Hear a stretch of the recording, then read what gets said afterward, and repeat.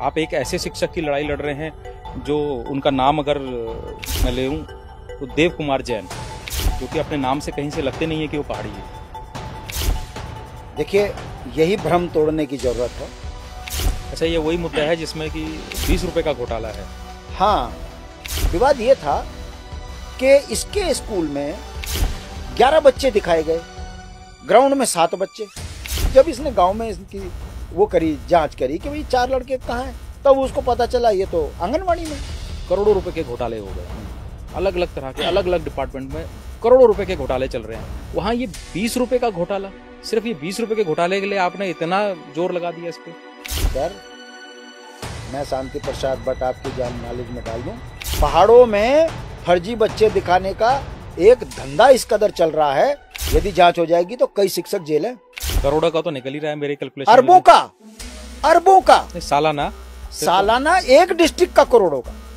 सत्ता में जो लोग बैठे हैं वो ही नहीं चाहते हैं कि इसके ऊपर कोई कार्रवाई हो। हाँ, इसमें लोकलवाद हो जाता है। फिर पुलिस वाले दबाव में हैं, चाहे विधायक हो चाहे मंत्री हो। नमस्कार साथियों, आज हम एक ऐसे मुद्दे को लेके आए हैं जिसमें हमारे प्रदेश के एक ऐसे शिक्षक की कहानी है जो पहाड़ पे काम कर रहा है और उसके ऊपर आरोप है कि वो पहाड़ी ही नहीं है।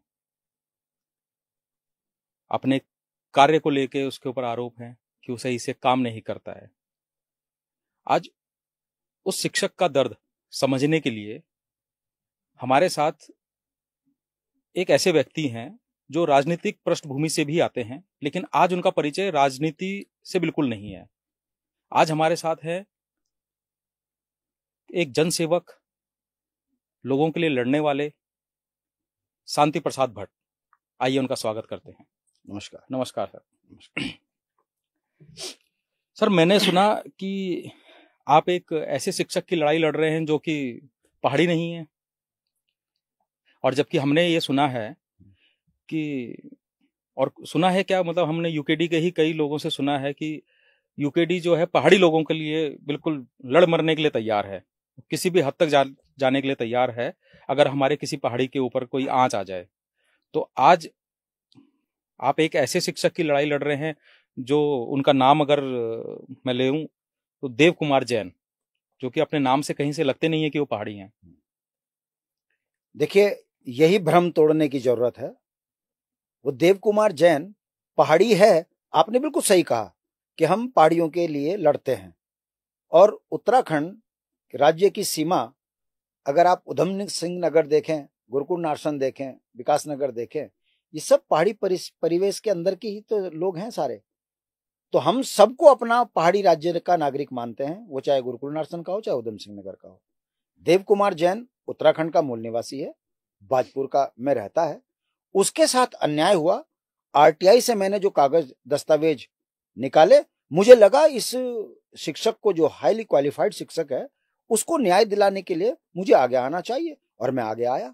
मामला मैं आपको बता दूं, जनपद उत्तरकाशी में राजकीय प्राथमिक विद्यालय पिंड की एक जगह है, वहां पर ये एज ए प्रधानाचार्य काम कर रहे हैं। 2016 में इन्होंने ज्वाइन करा उस जगह पर, और वहां मामूली विवाद था। विवाद ये था कि इसके स्कूल में 11 बच्चे दिखाए गए, ग्राउंड में 7 बच्चे। अब एक शिक्षक निरंतर बच्चों की अनुपस्थिति दिख रही है तो नेचुरल है वो गांव में पूछेगा बिल्कुल कि भाई ये 4 बच्चे क्यों नहीं आ रहे, इनके माँ बाप इतने उदासीन क्यों हैं जो अपने बच्चों को नहीं पढ़ने दे रहे। तो इन्हें बच्चों के भविष्य को सुरक्षित करने के लिए जब इसने गांव में इसकी वो करी, जांच करी कि भाई 4 लड़के कहाँ हैं, तब उसको पता चला ये तो आंगनवाड़ी में। अच्छा, ये वही मुद्दा है जिसमें कि 20 रुपए का घोटाला है। हाँ, जब इसने देखा और गांव से पूछा कि भाई ये जब आंगनवाड़ी में है तो ये प्राथमिक विद्यालय मेरे स्कूल में क्यों इनका नाम है, कि गुरुजी आपको इनसे कोई मतलब नहीं है, ये तो परंपरा है। तो अब एक पढ़ा लिखा ईमानदार व्यक्ति वो क्या करेगा, अपने इमीडिएट बॉस से कोई तो जांच करवाएगा ना। उसने एक चिट्ठी लिख दी अपने एबीओ को, कोई चौहान थे, कि सर यहाँ 4 बच्चों के नाम फालतू हैं और मैं इस पर मुझे क्या करना है, मुझे गाइड करें। वहां से उसको फोन पर डांट दिया। ये कह के डांट दिया कि तुम्हें क्या मतलब। अगर उनको मतलब नहीं तो किसको होगा? जो स्कूल चला रहा है उसको तो इस बात का सीधा मतलब है। दिक्कत कहाँ आई? जब अभिलेखों को देखा, दिक्कत कहाँ आई? यही सवाल मैंने भी कहा कि जब तुम्हारा एबीओ कह रहा है तुझे क्या दिक्कत हो रही? उसने कहा, मेरे से जब बात हुई तो उन्होंने कहा कि ऐसा है बट जी, राष्ट्र की योजना है खाद्य की, बच्चों को भोजन मिलता है और एक बच्चा करीबन 4-5 रुपए का उसका डेली का खर्चा होता है। अगर 4 बच्चे का है लगभग 20 रुपए रोज। मैं राष्ट्र के इन 20 रुपए को मैं कहाँ दिखाऊंगा? अगर मैं दिखाता हूं तो 20 रुपए रोज का घोटाला हो गया। नहीं दिखाता हूं तो मैं 4 बच्चों को खाना नहीं दे रहा हूं, कल मैं जांच के दायरे में आ जाऊंगा। तो मेरी तो नैतिक जिम्मेदारी थी कि मैं अपने इमीडिएट बॉस से मुझे गाइडलाइन करें। अगर वो मुझे ये कह देते कि आप इन 4 बच्चों का भोजन निकालें, चिट्ठी दे देते, तो मैं उन 4 बच्चों का भी खर्चा कराता, गांव के बच्चे खाएं ना खाएं। मगर मुझे डांटना, मुझे ये कहना कि तुम नेतागिरी कर रहे हो, मेरी समझ से परे होगी। तो मैंने जब इसकी जोर दिया कि सर आप मुझे चिट्ठी तो जरूर देंगे, मुझे इनके नाम काटने हैं या इन बच्चों को यथावत रखना है, ये बच्चे स्कूल में अनुपस्थित चल रहे हैं। अच्छा, इतने में एक चीज है भट्ट जी जी कि जहां आप ये प्रदेश में यूकेडीबी और दूसरे विपक्षी दल भी सत्ता दल पर ये आरोप लगाते हैं कि करोड़ों रुपए के घोटाले हो गए हैं, अलग अलग तरह के अलग अलग डिपार्टमेंट में करोड़ों रुपए के घोटाले चल रहे हैं। वहां ये 20 रुपए का घोटाला, सिर्फ ये 20 रुपए के घोटाले के लिए आपने इतना जोर लगा दिया इस पे? सर, मैं शांति प्रसाद भट्ट आपकी जान नॉलेज में डाल दूं, छात्रवृत्ति घोटाला 2007-8 में जब हमारे नॉलेज में आया तो हमने लगातार चिट्ठियां चलाई, और जब चिट्ठियां चली तब पता लगा कि बड़े बड़े मगरमच्छ, विधायक, मंत्री, इनके स्कूलों में गरीब बच्चों की छात्रवृत्ति घोटाला इतना हुआ कि आज अगर उस पर सही तरीके से कार्रवाई हो जाए, सारे मंत्री, संतरी, विधायक जेल में मिलेंगे जिनके स्कूल हैं। तो कहने का मतलब खाली छोटा नहीं है। मैं अभी भी आपको बताता हूं, यही देव कुमार जैन जो अपने अधिकारी से ये कह रहा था कि मुझे निर्देशित करें कि नाम काटने हैं नहीं काटने हैं, अब देखिए विभाग की अंदरूनी कार्रवाई एबीओ जानता है और शिक्षक जो प्रधानाचार्य है वो जानता है। गांव वालों को ये बात लीक कैसे हुई कि देव कुमार जैन शिक्षक इन बच्चों को नाम काटने की बात अपने अधिकारी से पूछ रहा है? इसको इतना मार पड़ी गांव में, जब इसको मार पड़ी तब ये मेरे मामला संज्ञान में आया। ये मारने वाले लोग कौन थे? लोकल। पहाड़ों में फर्जी बच्चे दिखाने का एक धंधा इस कदर चल रहा है, यदि जांच हो जाएगी तो कई शिक्षक जेल है। नहीं, ये लोकल जो लोग हैं, मतलब लोकल हमारा पहाड़ी व्यक्ति, हाँ, उसने ही मारा? बिल्कुल। मतलब ये कौन लोग थे? जिनके बच्चे वहां पढ़ रहे थे या जिनके बच्चे थे ही नहीं? देखिए होता क्या है, पहाड़ों में 10 से कम बच्चों वाले स्कूल बंद हो रहे हैं। बिल्कुल। और कई शिक्षक ऐसे हैं जो इन चीजों से अपने फर्जी बच्चे दिखा दिए। ठीक है, अब कोई जांच होती नहीं, बड़े इंटीरियर में 8,000 की हाइट पे है ये, वहां कोई जाता नहीं है, चल रहा है, स्कूल चल रहे हैं, शिक्षक पढ़े हैं न पढ़ाएं। जिस दिन ये इसने ज्वाइन किया 7 थे बच्चे, और मैंने देखा, मैं गया हूं उस जगह पर, 26 बच्चे कर दिए। मैंने गांव वालों से पूछा कि ये कैसा टीचर है, उसने कहा साहब इन्होंने तो जो जैसे ये बच्चों को पढ़ाते हैं आज तक ऐसा कोई शिक्षक नहीं मिला जो मतलब इतनी मेहनत कर रहा है। हमारे बच्चे अंग्रेजी अच्छा बोल लेते हैं, गणित में अच्छे हैं, पहाड़े बहुत अच्छा हमारे बच्चे जान गए, 25 तक के पहाड़े, तो ये शिक्षक तो बहुत अच्छा। गांव के लोग इसके पक्ष में। तो फिर पीट कौन रहा था? पीट वो लोग रहे थे जिनकी राजनीतिक प्रभावित हो रही थी, लोकल लोग। अब इसमें फंसा कौन? जिसने नाम चढ़ाए। जिसने नाम चढ़ाए वो कौन? वो लोकल टीचर। अब वो लोकल टीचर को लगा कि इसकी मेरी पोल खुलती है तो सबसे बढ़िया तरीका है गांव में पिटवा दो। अब किसी के दिमाग में ये गलत फहमी थी कि ये जैन है, इसको मारेंगे, ये डर जाएगा, बोलेगा नहीं। मुझे पता लगा, मैं आपको बता दूं, मैं इमीडिएट डीजीपी से मिला, अशोक कुमार जी उस समय डीजीपी थे, और मैं आपको बता दूं पुलिस वाले खुद इसको धमका रहे टीचर को। अच्छा, साथ देने की बजाय जब इसने थाने में कंप्लेंट करी तो पुलिस वाले इसको धमका रहे कि तू नेतागिरी कर रहा, तेरा जीवन बर्बाद कर देंगे हम। इन्हीं की कंप्लेंट पे इन्हीं को धमका रहे, क्योंकि पुलिस वाले भी लोकल नेतागिरी के दबाव में, शाम को सबको साथ बैठना है। ऐसे में जब मेरे को मामला लगा पता, तो मैंने डीजीपी अशोक कुमार से मिला। मैंने कहा सर ये नहीं चलेगा उत्तराखंड में, यहीं बैठ जाऊंगा धरने पे। और बैठ गया ना, दोबारा मुझे उठाने वाला कोई नहीं मिलेगा। अगर देव कुमार जैन को इंच भी जरा सी दिक्कत आई तो फिर मैंने कहा ठीक नहीं होगा, मैं धन्यवाद करना चाहूंगा डीजीपी साहब का। उन्होंने कहा यार मामला मेरे संज्ञान में नहीं है, मैं भी। उन्होंने उत्तरकाशी के एसएसपी को फोन किया, उत्तरकाशी के एसएसपी ने तुरंत थाने को फोन किया, तुरंत एफआईआर दर्ज होगी। एफआईआर दर्ज होने के बाद जांच में कार्रवाई होनी चाहिए थी, फिर ही लावाली। अच्छा, आप कह रहे हैं कि एफआईआर दर्ज तब हुई जब कॉल गया, जब डीजीपी का डंडा चढ़ा। ठीक है, इससे पहले यानी कि एफआईआर भी दर्ज नहीं हो रही थी? नहीं हो रही थी। और उसमें अभियुक्त किसको बना दिया? वो बेचारी आंगनवाड़ी की टीचर को, जो आंगनवाड़ी में पढ़ाती है, उसको उसके ऊपर मुकदमा दर्ज कर दिया। उसके ऊपर कैसे? अब कैसे किया, मतलब क्या किया, जांच में पुलिस को लगा होगा, मगर जो मेन अभियुक्त थे जिन्होंने मारा, उनकी एनसीआर काट दी। ये नामजद बता रहा है कि मेरे को इन लोगों से खतरा है, उस पर कार्रवाई नहीं हो रही।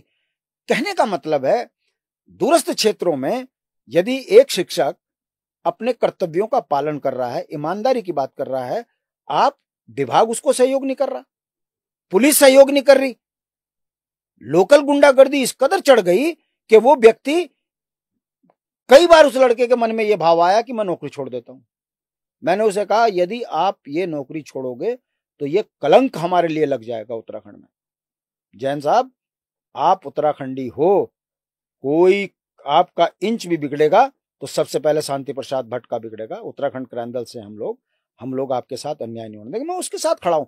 और सबसे बड़ी बात क्या है अमोली जी, डॉक्यूमेंट बोलते हैं, देव कुमार जैन ईमानदार है, बेईमान है, मुझे इससे मतलब नहीं है, कागज बताओ कहां है। मैं जब उसके ड्राफ्टिंग देख रहा हूं, उसके कागज देख रहा हूं, तो मुझे लग रहा है पूरा सिस्टम बेईमान है। एसएसपी कार्यालय को पता है कि इस शिक्षक के साथ अन्याय हो रहा, वो कुछ नहीं कर रहे। डीएम को पता है उत्तरकाशी के कि इस बच्चे की शिक्षक के साथ अन्याय हो रहा, डीएम कुछ नहीं कर रहा। एजुकेशन विभाग का डायरेक्टर, उसको पता है, वो कुछ नहीं कर रहा। जिले का डीओ, वो कुछ नहीं कर रहा। कौन करेगा कार्रवाई? कल अगर देव कुमार जैन मर जाए तब क्या होगा? तब तो मामला दब जाएगा। तब क्या होगा? उत्तराखंड के अंदर सैकड़ों ऐसे घटनाएं हुई हैं जिन घटनाओं की आज तक जांच चल रही है, हुआ कुछ नहीं। मेरा कहने का जब उनके रहते हुए कुछ नहीं हो रहा है तो अगर उनको कुछ हो जाए तब कैसे कुछ हो जाएगा? तो मुझे यही तो दुख है, आज तक देव कुमार जैन ने मिड डे मील का पैसा ड्रॉ नहीं किया। उसकी ईमानदारी देखिए, एक ईमानदार व्यक्ति जिसको कि शैलेश मटियाली पुरस्कार मिलना चाहिए ईमानदारी के लिए, और वो आज दर दर भटक रहा है। बाप का हार्ट अटैक हो गया, इलाज कराने के लिए पैसे नहीं है, कम से कम 20 से 25 लाख के कर्ज में डूब गया। और कारण क्या है? मात्र एक चिट्ठी। अगर एबीओ चौहान 16-17 में चलाई हुई चिट्ठी का ये जवाब दे देता कि जो बच्चे गलत चढ़े हैं ये नाम काट दीजिए, मामला खत्म था। अपने कर्तव्यों का निर्वहन ना करने की सजा देव कुमार जैन ईमानदारी होने के कारण भुगत रहा है। ये 16-17 का मैटर है। हाँ, और आज तक जेलें भी बन रही है। तो लगभग 8 साल के आसपास हो गया टाइम। सर, आज मैं आपको बता दूं, 8 साल में हाई कोर्ट में मुकदमे चल रहे, सुप्रीम कोर्ट में मुकदमे चले इसी मैटर को लेकर। और जब ये हाई कोर्ट में ये मैटर गया, मैं साथ था। मैंने देव कुमार जैन को सिर्फ इतना कहा कि जैन साहब, आप कोर्ट जाएंगे और ये फाइल आपकी रिजेक्ट होगी। कारण क्योंकि 20 रुपए के घोटाले को जैसे ही आप बोलोगे, जज फाइल मुंह पे मारेगा आपके, ये कहकर कि तुम सिर्फ ट्रांसफर के लिए करना चाहते हो, जैन हो, तुम नौकरी करना नहीं चाहते, नेतागिरी कर रहे हो। और ठीक वैसा ही हुआ। मैंने कहा घबराना मत, जब ऐसी बात हो तो जज के सामने हाथ खड़ा करके बोलना। और वही हुआ। जैसी जैन साहब के वकील ने फाइल आगे करी, जज साहब ने सेम वही चीज कही कि ये तुम ट्रांसफर चाहते हो, इसलिए तुम यहां आए हो और तुम इतना दुस्साहस कर रहे हो, तुम्हारे को मैं मतलब क्या नहीं बोल सकता मैं। जैन ने उस टाइम हाथ खड़ा करके कहा, हजूर मैं हूं वो शिक्षक जिसकी ये पीड़ा है। तो जज साहब को उसने सिर्फ इतना कहा, साहब आप एक स्कूल में 20 रुपए हैं, एक स्कूल में 4 बच्चे फालतू हैं, एक ब्लॉक में इतने स्कूल हैं, अगर इतने स्कूलों में जांच हो जाए और इतने फालतू हैं तो 20 इंटू इतना, एक जनपद में इंटू इतना, प्रदेश में इंटू इतना, एक झटके में, क्योंकि बिल्कुल तैयारी के साथ गया हुआ था वो, एक झटके में जब उसने अरबों रुपए का घोटाला बता दिया, जज साहब के कान खड़े हो गए। उसने कहा, करोड़ों का तो निकल ही रहा है मेरे कैलकुलेशन। अरबों का सालाना एक डिस्ट्रिक्ट का करोड़ों का। तब जज साहब के कान खड़े हुए, तब वो फाइल दोबारा मंगवाई गई और आज उस पर कार्रवाई चल रही है। अब कोर्ट कचहरियों में कितनी कार्रवाई होती है, कैसे होती है, उन्होंने लास्ट में ये कह दिया कि आप निचली कोर्ट में जाइए, वो निचली कोर्ट में केस चल रहा है। कहने का मतलब है एक शिक्षक जिसका काम दूरस्थ क्षेत्र में बच्चों को पढ़ाने का है, अब वो बच्चे पढ़ाए या कोर्ट कचहरी करे। सही बात है। आज तक सचिव शिक्षा, सचिव मंत्री, मतलब शिक्षा मंत्री, उसकी नॉलेज में, मुख्यमंत्री की नॉलेज में न्याय नहीं मिल रहा।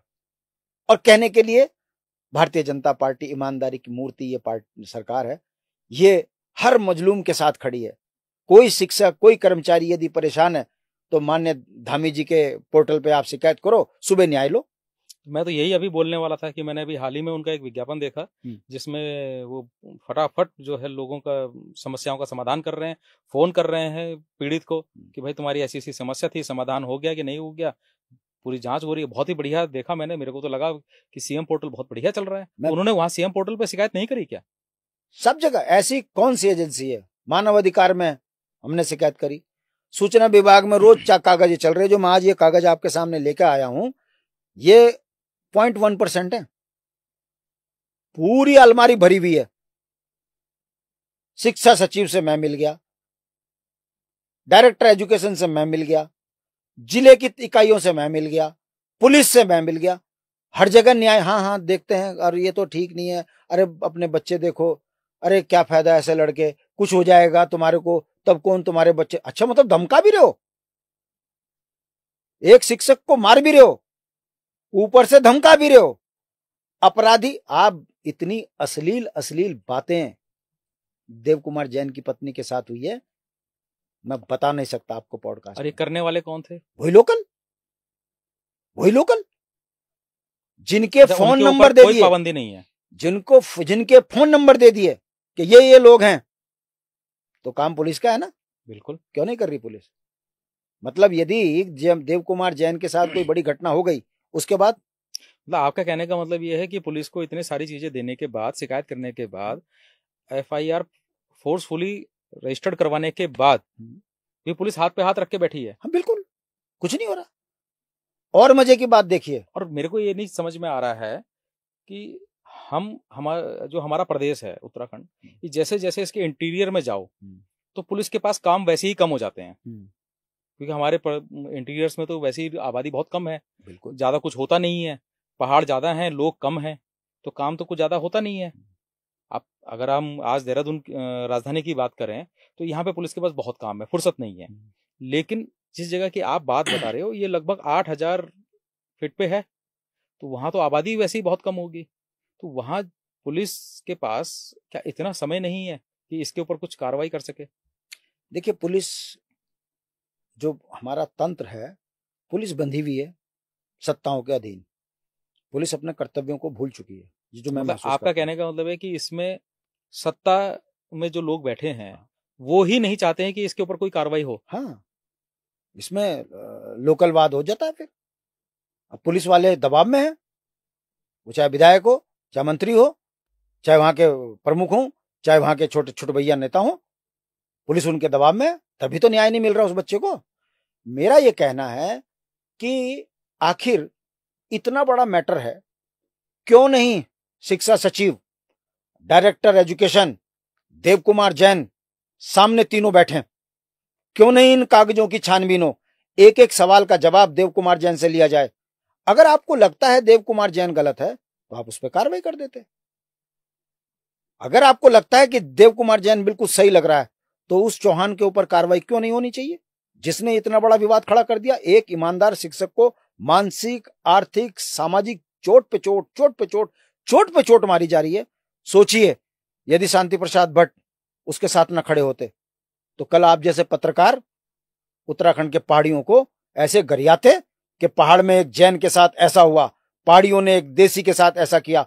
आप जो जहर घोलते हो, उस जहर को बचाने के लिए शांति प्रसाद भट्ट आज भी इसकी सेवा करने पर लगा है, ये कहकर के संदेश उत्तराखंड में ऐसा नहीं जाना चाहिए कि एक देव कुमार जैन के साथ कोई व्यक्ति नहीं खड़ा है। मैं इसलिए खड़ा हूं, मैं एक मैसेज हूं।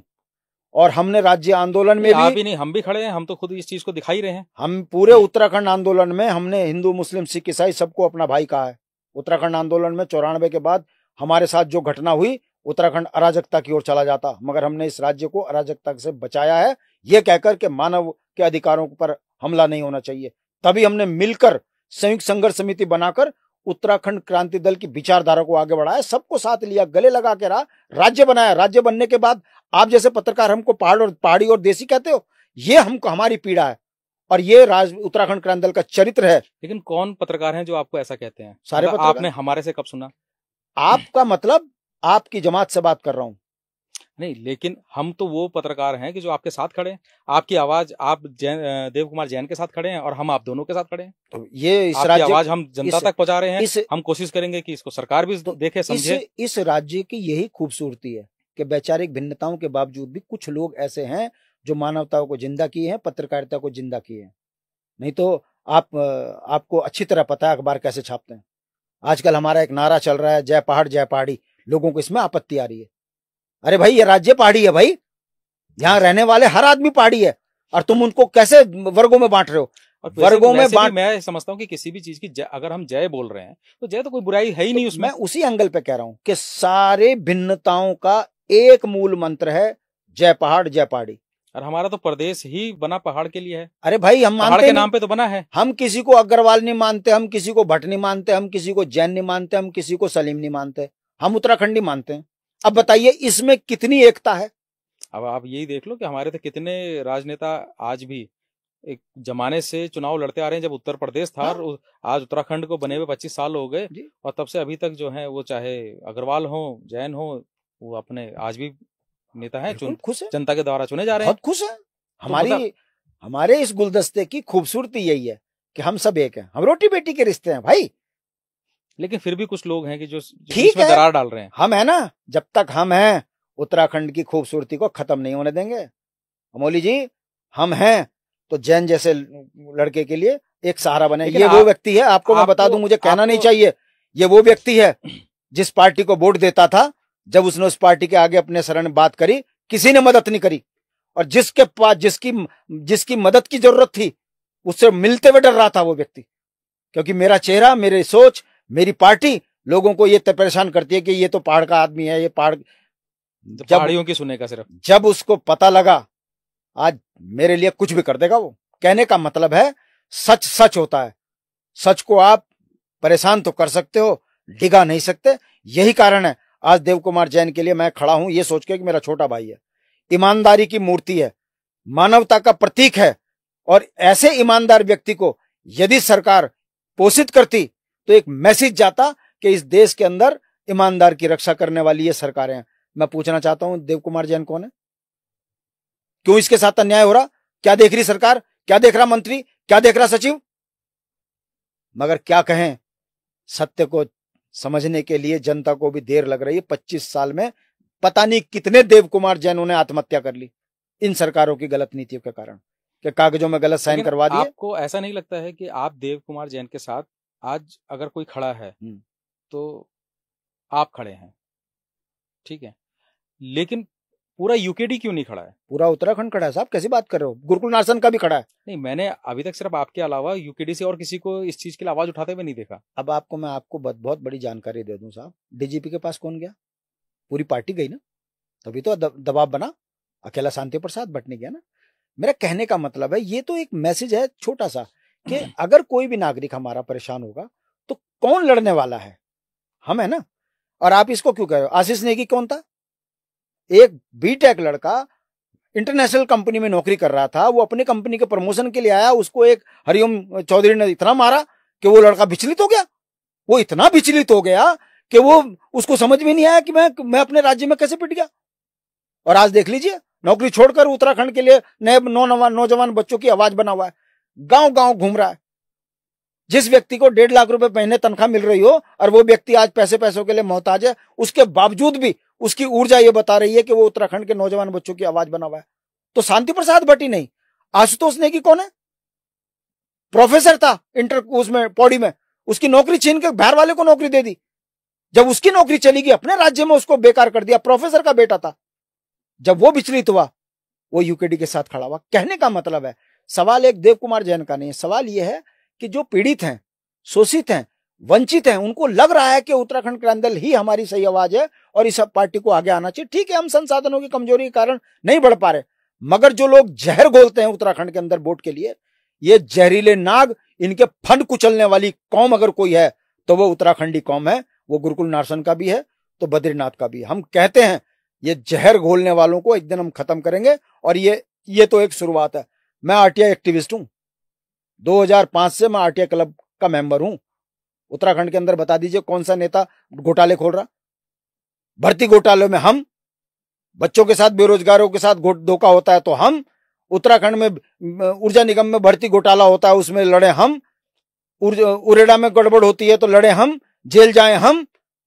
मगर जब वोट के लिए गणेश जोशी जैसे लोगों को, वोट के लिए सुबोध जैसे लोगों को, वोट के लिए दल बदलुओं को, वोट के लिए एक पार्टी को महत्व दोगे तो निश्चित रूप से कहीं ना कहीं ऐसे देव कुमार जैन जैसे लड़के, आशुतोष नेगी जैसे लड़के, आशीष नेगी जैसे लड़के अपने आप को उपेक्षित महसूस करेंगे, और वो उपेक्षित होकर कोई गलत रास्ते में ना चले जाएं।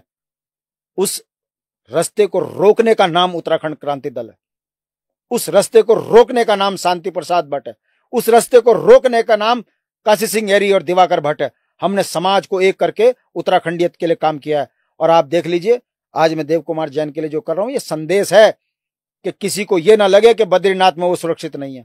और यही कारण है कि आज भी जब जब कभी भी समाज के अंदर विघटन पैदा करने की बात हुई है तो हम एक मुट्ठ और एकजुट होकर समाज को एक करें। तो जो लोग नफरती बात करते हैं, मैं आपके माध्यम से सरकार को से निवेदन करता हूं, माननीय मुख्यमंत्री जी, 9 नवंबर को उत्तराखंड का स्थापना दिवस है, आप रजत जयंती मनाने की बात कर रहे हैं, क्यों ना देव कुमार जैन को आप पुरस्कृत करें।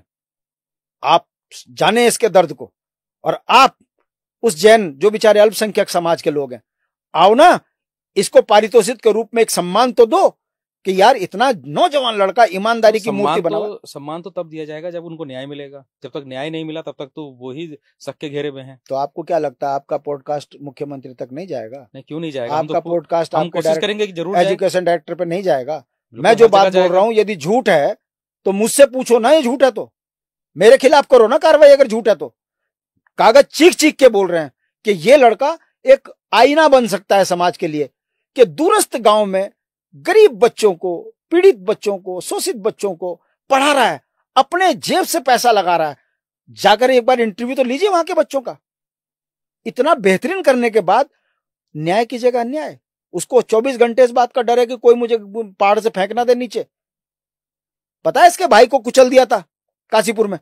इनके भाई को कुचला, एक्सीडेंट हुआ, बहुत बुरी कदर, दोनों भाइयों की शकल मिलती है। समझते हो आपकी ये में जो पीड़ा है, तो दोनों भाइयों की शकल मिलती है तो कहीं धोखे में तो नहीं? धोखे में उसको मार दिया, मरा नहीं, बच गया। लेकिन ये कैसे कह सकते हैं कि जो एक्सीडेंट हुआ है वो जानबूझ के किया गया? कैसी बात कर रहे हो यार मौली जी? जिस व्यक्ति के ऊपर हमला हो गया हो, जिस व्यक्ति को हाथ पैर तोड़ दिए हो लोगों ने, जिस व्यक्ति को अंडसंड फोन पे गालियां पड़ रही हो, जिस व्यक्ति को पूरी मशीनरी परेशान कर रही हो, अचानक उसके वो छुट्टी लेके घर जाता है, उसके ऊपर गाड़ी चढ़ जाती है, तो आपको क्या अंदेशा नहीं होगा, शक नहीं होगा? क्यों नहीं हो सकता है? अच्छा, मतलब इत्तेफाक में पिट रहे हैं, इत्तेफाक में शोषण हो रहा है। पीटना, शोषण करना, ये सब चीजें मैं मानता हूं कि हो सकती हैं, लेकिन जो एक्सीडेंट वाली बात है तो क्या मतलब कुछ ऐसे इसके सबूत हैं या कुछ ऐसा कोई जांच हुई है इसके ऊपर, कोई कंप्लेंट की गई? मैं क्या कह रहा हूँ, अभी किसी वीआईपी के ऊपर जरा सी कार्रवाई हो जाए, 24 घंटे में पुलिस खानदान पकड़ के ले आती है। एक लड़का 10 साल से अपनी बातें कह रहा है और बता भी रहा है कि ये अपराधी है, इसमें पुलिस को क्या नहीं दिख रहे? आप पत्रकार हो, कैसी बात कर रहे हो? मेरा कहने का मतलब है दूध का दूध पानी का पानी कर देते। यदि देव कुमार जैन गलत तो इस पे कार्रवाई, और अगर देव कुमार जैन पीड़ित है तो उन पे कार्रवाई। क्यों नहीं 10 साल से एक व्यक्ति को न्याय मिल रहा? कहां गई मशीनरी, कहां गई सरकार? मेरी पीड़ा है ये, मेरी आंखों में खून खौलता है इस बात को देखकर कि गरीब का कोई नहीं है, ईमानदार की कहीं सुनवाई नहीं। अगर यही देव कुमार जैन वहां पर वित्तीय निमित्ताओं में संलिप्त होता और किसी को पोषित कर रहा होता, ये देव कुमार जैन का प्रमोशन, ट्रांसफर पता नहीं क्या क्या हो चुका होता। मगर मेरी पीड़ा है, विसिल ब्लोवर की भूमिका में भी इसको कोई मदद करने को तैयार नहीं, जबकि ये कह रहा है कि मुझको विसिल ब्लोवर की जरूरत है, मैं इस घोटाला खोल दिया, मेरी जान को खतरा है। कोई सुनने को राजी नहीं है। आखिर क्यों? आखिर क्यों? शायद यहाँ के लोग या जो उसमें जो सब लोग इसमें इंगेज्ड हैं, शायद वो लोग इनको देव कुमार जैन को पहाड़ी समझ ही नहीं रहे हैं, और बाकी जगह सब आपस में अपना पहाड़ प्रेम दिखा रहे हो। ये जो आप बार बार बात बोल रहे हो ना, ये मुझे बहुत व्यथित कर रही है। नहीं, मैं तो इसलिए बोल रहा हूँ क्योंकि मुझे ऐसा लग रहा है। आप ऐसा सोचते क्यों? नहीं, मैं नहीं सोच रहा हूँ। जो चीजें आप मेरे को बता रहे हो उसको देखो, मैं हूँ एक पत्रकार, मेरे लिए मैं तो सबको एक तरीके से देखूंगा, मेरे लिए सब एक ही तराजू में है। जब तक कोई चीज क्लियर ना हो जाए, हमारे को तो उसी तरीके से देखना है ना कि सही भी हो सकता है, गलत भी हो सकता है, जब तक कि जांच की रिपोर्ट ना आप आ मुझे जाए। एक बात बताइए, रुड़की का सैनी यहाँ का मूल है कि नहीं? मैं खुद रुड़की से हूँ, बताइए मेरी मुझे। पूरी एजुकेशन रुड़की में हुई मुझे है। आप ये बताइए बस, हाँ या ना, वो यहाँ का मुअज्जिज नागरिक और मूल निवासी है कि नहीं? देखो, जो उत्तराखंड में रह रहा है वो सब उत्तराखंड के नागरिक हैं। देव कुमार जैन, अब मूल निवास के ऊपर तो खैर अभी देखिए मुद्दा चल मैं रहा है, मैं तो बता मैं रहा उसके लिए हूँ, तो नहीं मैं कहूंगा। कह रहा हूँ उत्तराखंड का रहने वाला है ना, तभी तो शिक्षक है। बिल्कुल। क्या आप उसको इस दृष्टिकोण से देखना पसंद करोगे? मानवीय मूल्य खत्म हो गए आप? उत्तराखंड तो एक ऐसा राज्य है कि जहाँ पे हमारे देश के कई अलग अलग राज्यों से आकर लोग नौकरियां ये कर तो रहे हैं। गुलदस्ता है, ये यहाँ तो पे बिहार से गुलदस्ता। भी हैं, मेरी या पीड़ा, राजस्थान से मेरी भी हैं, मेरी यूपी से भी मेरी हैं, पीड़ा को पंजाब समझिए, से भी हैं। मेरी पीड़ा को समझिए। गुरुकुल नारसन का जो 100 बीघे का मालिक था, आज 5 बीघे में रह गया। उसकी संपदाओं को कौन लूट रहा? वो बेचारा 5,000 की नौकरी के लिए मजबूर हो गया। संपन्न किसान, उसकी जमीनें लूट ली, और आप कह रहे हो कि ये पहाड़ और मैदान का झगड़ा है। देखिए, ये राष्ट्रीय पार्टियों का षड्यंत्र है। मैं बहुत दुखी, आपको मैं बता दूं, मैं बहुत व्यथित होता हूं जब कोई किसी को जाति और विशेष से बात करता है। अरे भाई, उत्तराखंड का नागरिक है, हमारा है। अगर हम एक होकर नहीं रहेंगे तो ये उत्तराखंड का गुलदस्ता खत्म हो जाएगा। मैं आपसे पूछना चाहता हूं, मुख्यमंत्री जी, देव कुमार जैन को न्याय क्यों नहीं मिल रहा? आप तो पहाड़ी हो ना, चलो आ जाओ पहाड़ और मैदान पे। मैदान का तो वोट लेते हो ना आप, तो फिर देव कुमार जैन की आवाज कौन बनेगा? वोट मांगते हो इनकी, लूटते हो इनको। वैसे भी वो मूल निवासी तो उधम सिंह नगर से हैं, हाँ, तो वो भी हमारे उत्तराखंड का हिस्सा है। तो क्यों नहीं न्याय मिल रहा उसको? कहां गए इनके विधायक, कहां गए इनके मंत्री? मतलब देव कुमार जैन वोट दे तुम्हारे को, जय जयकार करे तुम्हारी, मगर जब वो पीड़ित हो तो उसकी कोई सुनवाई ना हो। मैं इसी चीज को कह रहा हूं, अगर शांति प्रसाद भट्ट देव कुमार जैन के साथ खड़ा है, या किसी सैनिक के साथ खड़ा है, या किसी गुजर के साथ खड़ा है, तो वो मैं किसी जात के साथ नहीं खड़ा हूं। उत्तराखंडी है तो मैं उसकी मदद कर रहा हूं। आप कभी आइए मेरे ऑफिस में, आप देखना, कोई राजनीतिक व्यक्ति ऐसा नहीं होगा जो रात दिन आरटीआई के डिटेल निकालता है, जवाब तलब करता है। मैं हूं वो व्यक्ति। मैं हूं एक व्यक्ति, एक मसीहा है यहां देहरादून के अंदर, बहुत छोटे उसमें स्तर का व्यक्ति है। उसकी जमीन के घोटाले को खोल रहा हूं, और जमीन घोटाले में बड़े बड़े सरकारी डिपार्टमेंट के लोग इन्वॉल्व हैं। कार्रवाई होगी, जेल चले जाएंगे सारे। खाली एक जमीन का घोटाला नहीं है, भर्ती घोटालों में फर्जी शिक्षक जो गलत डॉक्यूमेंट से यहां नौकरी पाए हुए हैं, हमारी चिट्ठियां चलती हैं तो जांचें हो रही हैं। ओम प्रकाश के टाइम पर कितने बिहार के लोगों को संविदा पर यहां नौकरी दे दी गई, और जाते जाते उन्हें रेगुलर कर दिया गया। कागज हम पे हैं, हम चल रहे हैं। जिस दिन सरकार पलटेगी उस दिन तमाम बेईमानों को हम बख्शेंगे नहीं। उसी क्रम में अच्छा, आपको क्या लगता है कि सरकार जब तक पलटेगी नहीं, क्या उससे पहले कभी कोई रिजल्ट मिल पाएगा आपको? आप एक लंबे समय से, आपने बताया कि आप आरटीआई एक्टिविस्ट हैं, और मेरे ख्याल से लगभग 15 साल से ज्यादा तो हमको हो गए। मैं आपको आरटीआई के द्वारा काम करते हुए देखते हुए, और आपके साथ मैंने देखा है कई चीजों को। तो मतलब इतना लंबे समय से आप देख रहे हैं, तो कितनी चीजों पे आप अभी तक जो है आपको लगता है कि रिजल्ट पे पहुंचे हैं? मैं आपको अब एक छोटा सा एग्जांपल देता हूं, लेटेस्ट। भाजपा कहती है ना हम सैनिकों की सम्मान करते हैं। एक बिटिया है, सैनिक धाम भी बना रहे हैं। सैनिक धाम बने, सब राजनीतिक बेईमान लोग हैं। ये कितने सैनिकों के सम्मान करते हैं, मैं आपको छोटा सा एग्जांपल दे रहा हूं। एक सैनिक है, आप ही की भाषा में बोल रहा हूं, यहां का भी नहीं है, नालापानी में रहता है, इस समय बॉर्डर पर तैनात है। उसकी पत्नी पारिवारिक विवाद में अपना एक अलग कनेक्शन। वैसे मैं आपको बताऊं, मैं खुद से जो है एक सैनिक परिवार से आता हूं, और जो हमने अपने बचपन से सीखा है एक सैनिक परिवार में रहते हुए, वो एक ही चीज मालूम है कि हमारे लिए कभी भी जिला नहीं होता, प्रदेश नहीं होता। हमारे लिए अगर होता है तो पूरा देश होता है। पूरा देश एक होता है, तो सैनिक के लिए कभी भी ये कहा ही नहीं जा सकता कि ये इस जगह का है या उस जगह का है। उसके लिए सिर्फ एक चीज होती है, ये इस देश का है। मैं सैनिक पृष्ठभूमि का व्यक्ति हूँ, मैं आपको आप ही की बात का जवाब दे रहा हूँ। अब आप बताइए, बॉर्डर पे फौजी आदमी है, उसकी पत्नी अपने घर में बिजली का कनेक्शन मांग रही है, ठीक है, वो डीएम के पास जाती है, डीएम ने नहीं दिया, फ्रंट में खबर छपी, डीएम ने दिया, 24 घंटे में नहीं आए, घर में लगा कनेक्शन, कनेक्शन आज तक नहीं लगा। वही लड़की क्या अखबार में छप गया और कनेक्शन नहीं लगा? डीएम ने खुली जो उनकी चलती है सोमवार को, खुली अदालत सुनवाई, जन सुनवाई, डीएम चलती है। डीएम साहब जो है, बंसल साहब, बड़ा बड़ा मोट चौड़े होकर जो है सुबह अखबार में तो वाई वाई लूटते हैं, मगर कभी पूछते हैं कि तुम्हारे किए हुए आदेश पर कार्रवाई क्या हुई? पूछते हैं?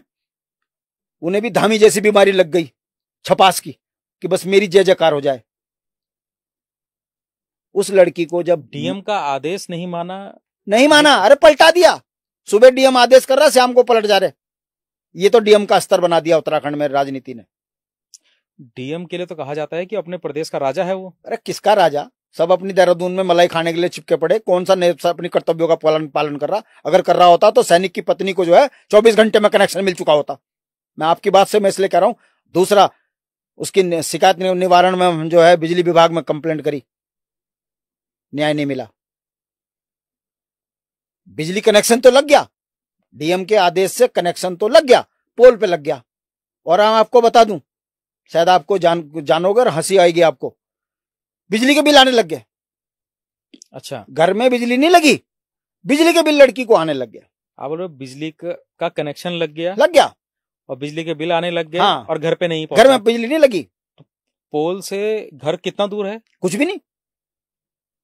लड़की, अब देखिए, सैनिक की पत्नी है, छोटा सा बच्चा गोद में लिए घूम रही है, दर दर भटक रही है, पति बॉर्डर पे, पति देश की सेवा में, और बेटी का यहाँ दुर्दशा हो रही है। मेरे मामला संज्ञान में आया। फिर मैंने कहा, देख बेटा, ये व्यवस्थाएं तुम्हें परेशान करेगी, सिस्टम से चलो। मैं शिकायत प्रकोष्ठ में ले गया, वहां से न्याय नहीं मिला। उसके बाद लोकपाल पे ले गया। मैं थैंक्स करता हूं लोकपाल का। लोकपाल ने ऐसा आदेश करा, दिल खुश हो गया। उसने कहा, किसी भी मकान पे अगर कोई उसका मौलिक अधिकार है बिजली पानी देने में, कोई नहीं रोक सकता, आप इमीडिएट लगाएं और मुझे भी सूचित करें। पता है डीजीआई क्या कह रहा? कि लोकपाल से लगवा लो। क्या? लोकपाल से लगवा लो। लोकपाल से लगवा लो? हाँ, मैं नहीं लगाऊंगा।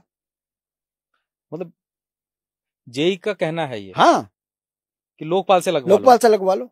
मतलब लोकपाल की कोई वैल्यू नहीं है जेई के सामने? अरे लोकपाल की जब डीएम की नहीं है तो लोकपाल क्या है? न डीएम की वैल्यू, न लोकपाल की वैल्यू।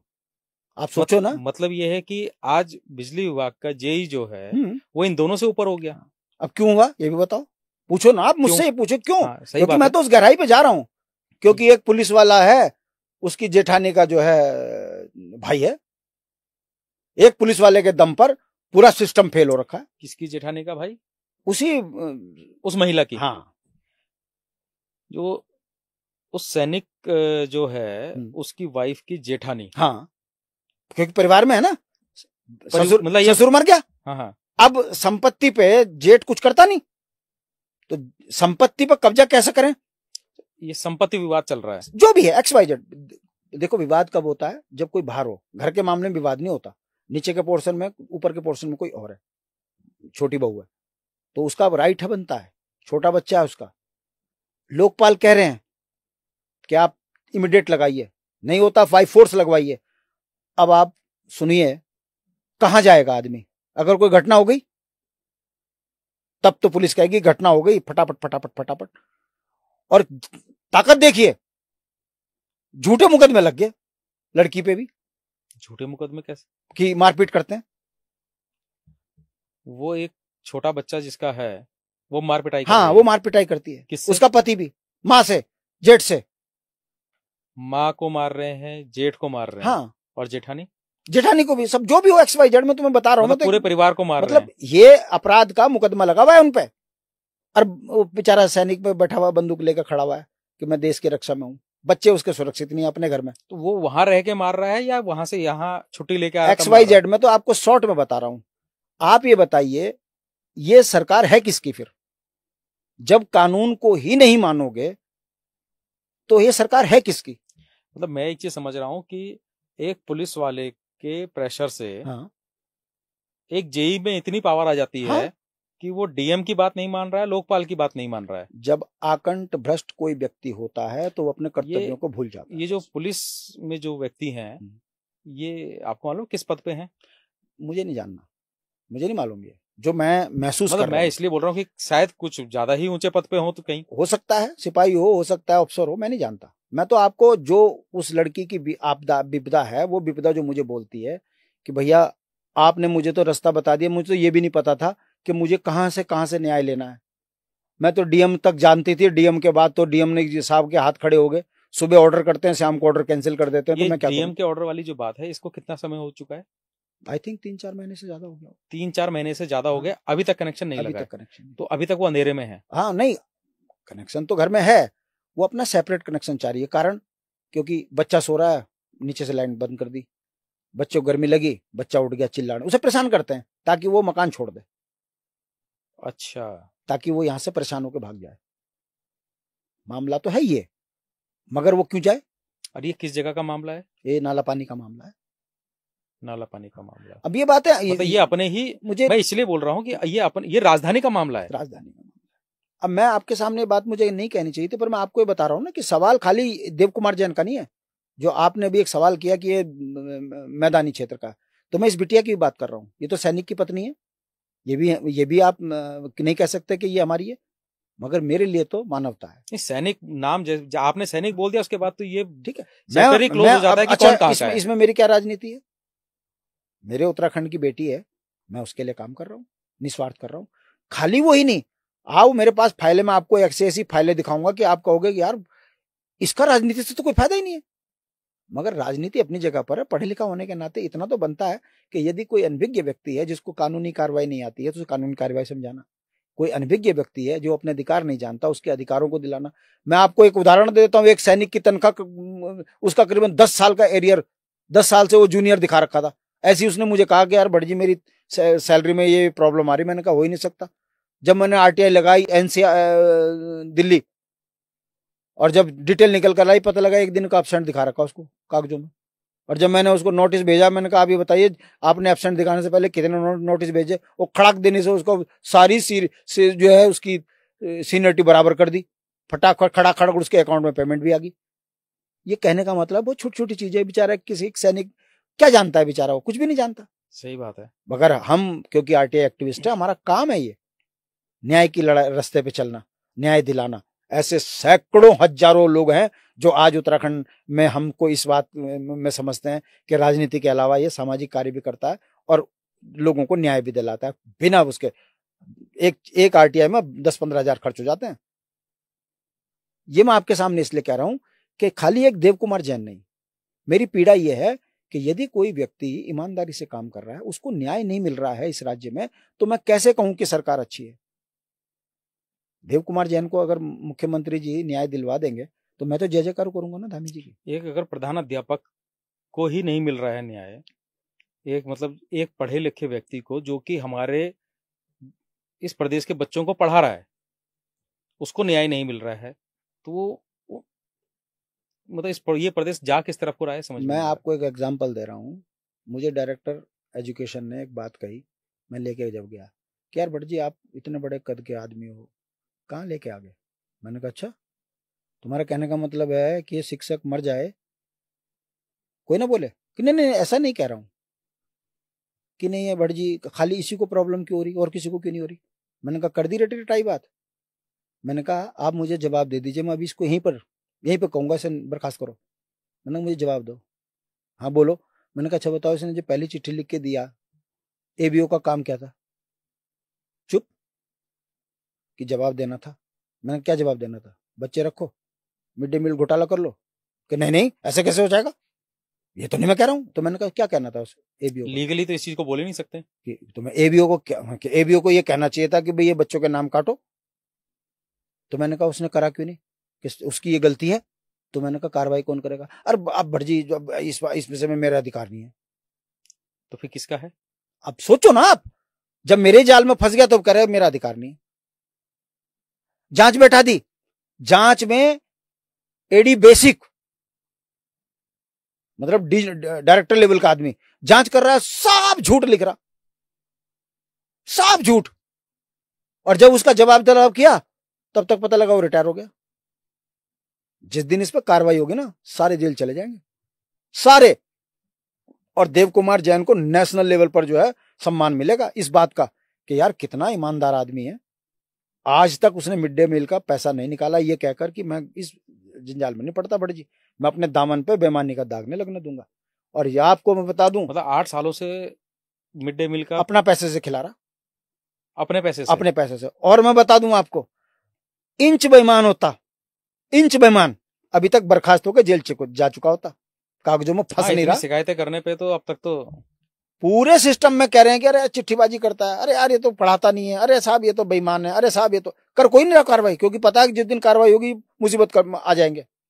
माँ पिताजी को हार्ट अटैक पड़ गया, माँ बीमार हो गई, यार डर तो लगता है माँ बापों को, इतने दूरस्थ में मेरा बच्चा है, कहीं कुछ हो गया इसके साथ तो हमारा क्या होगा। जैसा कि आपने बताया कि उनके ऊपर हमला हुआ हाँ, माँ बाप अलग परेशान है, मगर एक आस बना हुआ हूं, ऐसी बात नहीं है। वो भी कहते हैं कि नहीं बेटा ऐसा नहीं है, उत्तराखंड में मेरे बच्चे को जो है बड़कोट में बहुत लोग सपोर्ट करते हैं, राजनीतिक लोग सपोर्ट करते हैं, ऐसा नहीं है, 2-4 बेईमान होंगे, सारे नहीं है।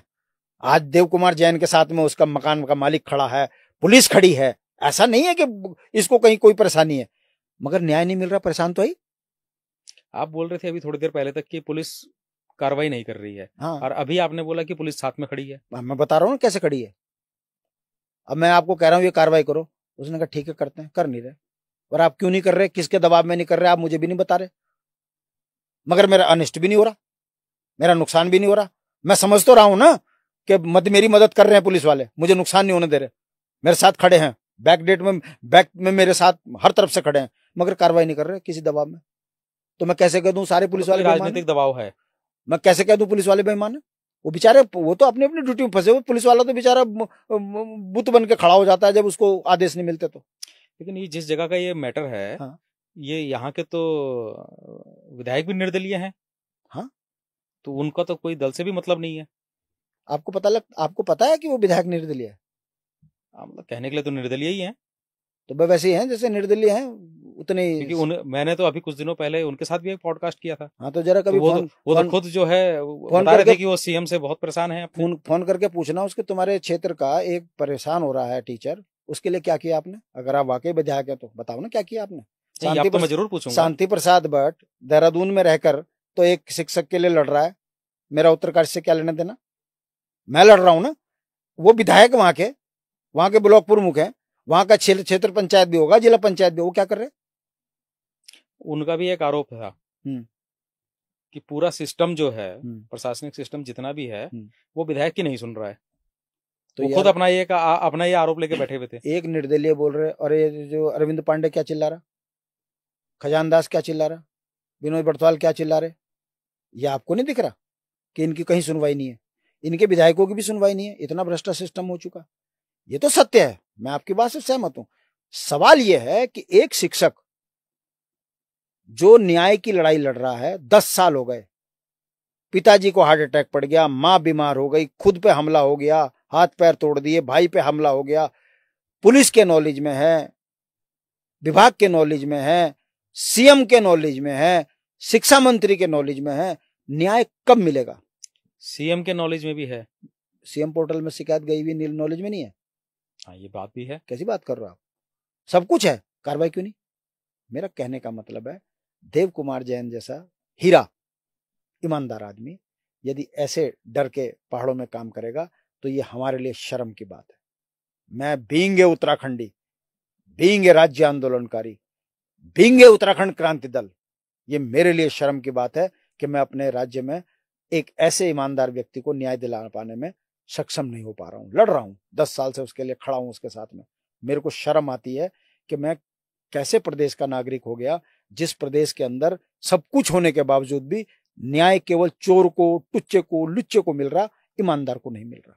यहाँ चोर फल रहे हैं, बेईमान फल रहे हैं, पहाड़ी मर रहे हैं। जब मैं पहाड़ी मर रहे हैं की बात करता हूं तो वो तमाम लोग पहाड़ी हैं, जो गुरुकुल नार्सन का भी है, बद्रीनाथ का भी है। कल ही उत्तर का जो ऋषिकेश में हत्या हुई, ये एक छोटा सा एग्जाम्पल है आपके सामने।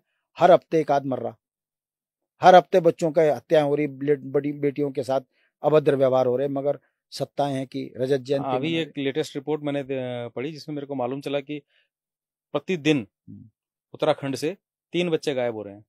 सोचिए साहब, 1270 हैं वो बच्चों की संख्या एक साल में, और उनमें से केवल 210 की 212 बच्चे रिकवर हुए हैं, बाकी सारे कहाँ गए?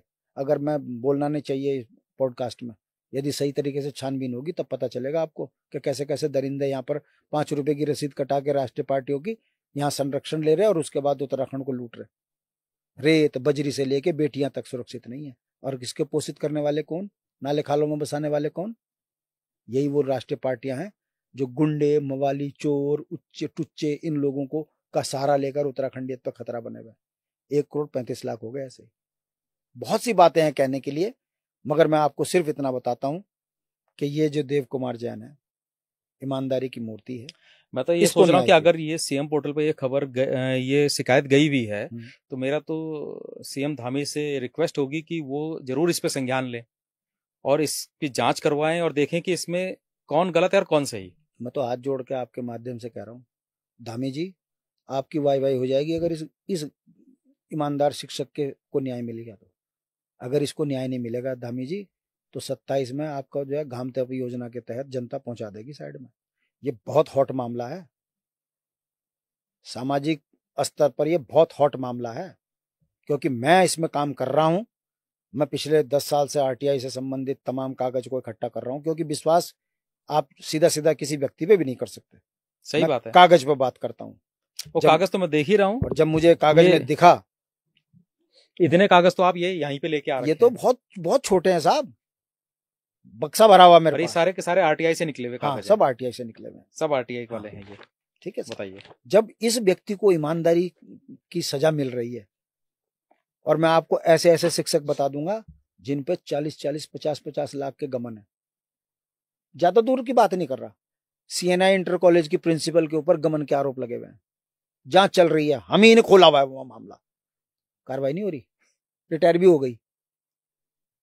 हो गई, और ईमानदार आदमी जान पर लाले पड़े हुए उसको, वो अपनी जान बचाने के लिए, और नौकरी वो पढ़ाएगा या अपनी जान बचाएगा? हफ्ते में एक बार कोर्ट में खड़ा होता है। आप सोचिए, बच्चे पढ़ाएगा या इन कोर्ट कचहरियों में फंसा रहेगा? मेरे को याद आया कोर्ट से, आपने थोड़ी देर पहले बताया था कि ये हाई कोर्ट में गए और हाई कोर्ट से जूनियर कोर्ट के लिए इनको भेज दिया गया, लेकिन उसी समय आपने ये भी बताया था कि ये सुप्रीम कोर्ट तक भी गए। हाँ, तो सुप्रीम कोर्ट वाला क्या मैटर ऐसा होता है? मैं आपको बताता हूँ। ये हाई कोर्ट में गए, मैटर को ले गए, कानूनी अनभिज्ञता भी होती है कई चीजों में। हाई कोर्ट में गए तो हाई कोर्ट में जज ने केस एक्सेप्ट करा, और उसके बाद कोर्ट ने कहा कि आप निचली अदालत में जाओ, डायरेक्ट नहीं आ सकते। ये सुप्रीम कोर्ट चले गए। जो जज जोसेफ थे यहाँ पर हाई कोर्ट में, उन्होंने सुना था उस समय पर, वही जज साहब सुप्रीम कोर्ट चले गए। इत्तेफाक से ये फाइल उन्हीं के पास फिर चली गई। जज साहब ने देखा, पहचाने, उसने कहा आप डायरेक्ट फिर यहाँ क्यों आए हो? आप नीचे जाइए, केस आपका बड़ा जेन्युइन है, इस पर कार्रवाई होगी, समय लगेगा, कार्रवाई होगी, मगर आप थ्रू प्रॉपर चैनल आइए, पहले डिस्ट्रिक्ट कोर्ट में लगाइए, वहां से न्याय नहीं मिलता तो हाई कोर्ट आइए, हाई कोर्ट से न्याय नहीं मिलेगा तब मेरे पास डायरेक्ट आइए। आप डायरेक्ट सुप्रीम कोर्ट इस मैटर को लेकर नहीं आ सकते। कर्मचारी से संबंधित मैटर था, तब उसको वापिस आना पड़ा, और इसमें कम से कम भी नहीं तो इस लड़के के 30 से 40 लाख रुपए खर्च हो चुके हैं, मैं गवाह हूं उसका। अब वो आज डिस्ट्रिक्ट कोर्ट में केस चल रहा है, केस तो केस है। आज मैं बीमार, कल तू बीमार, परसों आज मौसम ठीक नहीं, कल धूप ज्यादा होगी, डेट पे डेट चलती रहती है, तब तक रिटायर भी हो जाएगा। वैसे भी हमारे यहाँ के पिक्चरों में ये दिखाया जाता है कि तारीख पे तारीख। हाँ। तो सनी देओल का एक डायलॉग भी है पूरा।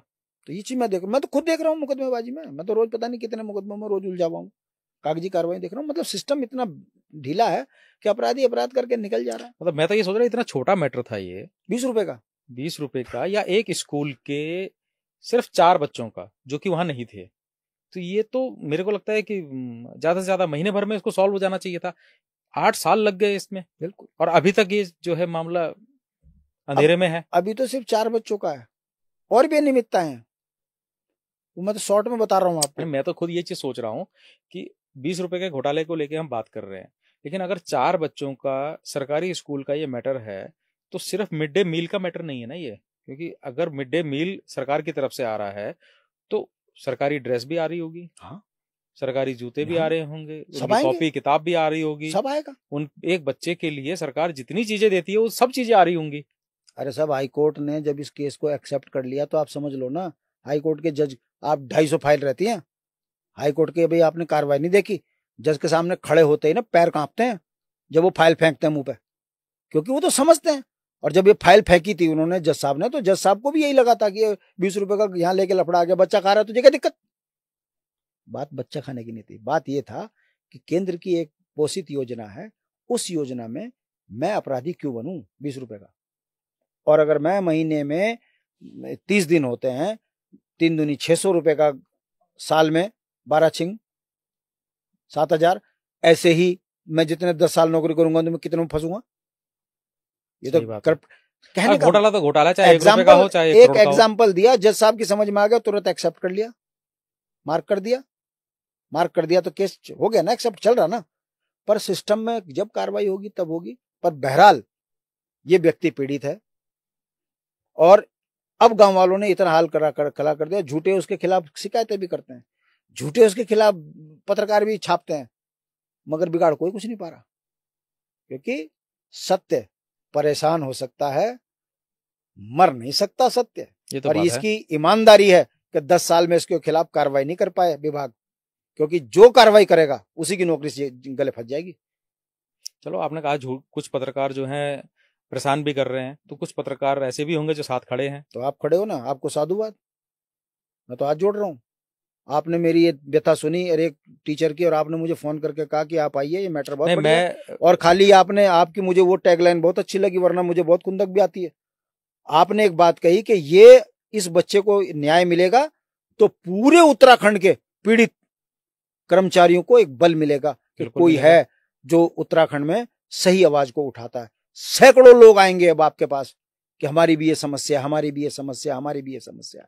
तो कहने का मतलब है, दमन कोई कितना ही कर ले, मगर धरती पुत्रों में कई ऐसे भी होते हैं जो ईमानदारी से अपना काम करते हैं। मैं कह सकता हूँ आप उस काम को कर रहे हो, मैं आपको साधुवाद दे सकता हूँ इसके लिए। धन्यवाद भट्ट जी। लेकिन मैं ये कहूंगा कि आप जैन साहब का मेरे को नंबर दीजिएगा, मैं इनसे बात करूंगा और कोशिश करूंगा जी कि जल्दी ही अगर मौका मिला तो इनके साथ भी बैठें जी, और इनकी आप बीती इन्हीं के मुंह से बहुत अच्छी बात होगी, डिटेल में हम अपनी जनता को दिखा सकें, बता सकें कि एक्चुअल में हो क्या रहा है। बिल्कुल। और शायद आपकी आवाज से शायद सबके कान खड़े हो जाएं, सुन लें, कुछ समस्या का समाधान हो जाए, नहीं तो शायद इनकी आवाज से समझ जाएं। मैं तो जब आदमी निराश और हताश होता है तो ईश्वर पर ही आस्था रखता है। हे ईश्वर, इसको न्याय मिले, इसके अंदर जो भाव आ रहा है कि मेरे राज्य में मेरा कोई नहीं है, ये भाव इसका खत्म हो, इसको लगे कि इसका मुख्यमंत्री इसके साथ है, इसका शिक्षा मंत्री इसके साथ है, इसका डायरेक्टर इसके साथ है, राजनीतिक व्यक्ति इसके साथ है, समाज इसके साथ है। ये भाव इसके अंदर उत्पन्न हो और ये खुशी खुशी अपने बच्चों को पाले, बच्चों को पढ़ाए, और इसको लगे कि मैं उत्तराखंडी हूँ, मुझे गर्व है कि मेरे साथ में सारा समाज खड़ा है। इस भाव के साथ यदि इसको न्याय मिलता है तो मैं आपको भी इसके लिए साधुवाद करूंगा, क्योंकि आपने मैटर उठा लिया। भट्ट जी, इनसे डिटेल में जैन साहब के साथ भी बैठ के बातचीत होगी, आपके साथ तो बहुत सारी बातचीत हुई आज हमारी जी।